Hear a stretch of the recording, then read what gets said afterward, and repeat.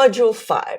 We look at these next few modules. They are what we call advanced anatomy. It's not really advanced. It's more that it is looking deeper into particular areas of the body and looking into what we've been told often as yoga teachers, what we might have heard out there as yoga teachers, whether it's true, how we take our knowledge of, in this case, core, and bring it into the yoga classroom. What can we do? What poses require core strength, and so on. Okay, that's a brilliant YouTube podcast with Jenny and Travis, looking at what does it mean when we say core stability. Big deep dive into that area. Right. We look at the actual core anatomy and we look at which poses require core strength, which poses require more core strength than other poses, that kind of thing. And then we have lots of core classes with Laura and Amy. Okay.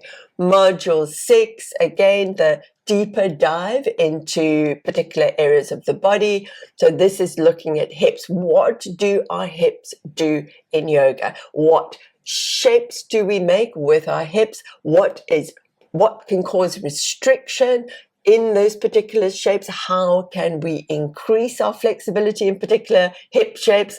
Then we look at lots of cueing, things like squaring the hips, neutral pelvis, keeping the hips level, and we look at the evidence around that going, well, hang on, let's have a look at the anatomy, the evidence out there, and take an objective opinion on whether or not we need to cue these things. Okay, we look at hamstrings because hamstrings are a big muscle for us yogis. We do lots and lots and lots of forward bends and we stretch hamstrings. So we take a look at all the different types of stretching, how we can stretch our hamstrings to gain more flexibility. We look at the hamstrings in particular poses where we need a lot of flexibility. What happens if we don't have that flexibility? How does that change the shape of the pose? And how can we modify for our clients as yoga teachers? We look at the pelvis and we are looking specifically at the information that is out there and that we may have heard from our yoga teachers, that we need to have a neutral pelvis, that maybe in certain poses like chair pose, that we have to have the pelvis in a certain way, in a certain tilt, anterior or posterior, and we look at all the anatomy around that, and again, using our critical thinking skills, assess whether or not it's important, and when we can bring a cue to posterior tilt or a cue to anterior tilt into our yoga poses.